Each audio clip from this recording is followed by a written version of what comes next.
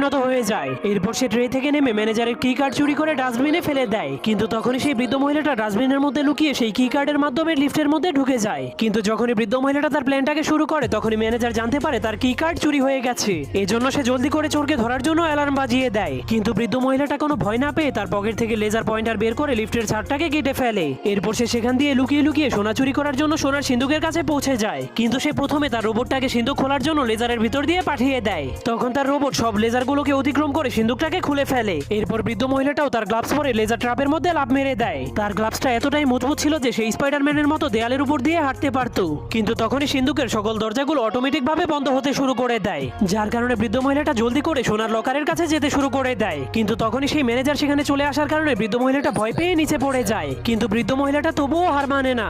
সে তার হাঁটুর উপরে ব্যথার মলম লাগিয়ে স্লিপ কেটে কেটে শেষ পর্যায়ে সিন্ধুকের মধ্যে ঢুকে যায়। কিন্তু তখনই সেই ম্যানেজার স্লিপ কেটে নিচে পড়ে যায়। কিন্তু সে তার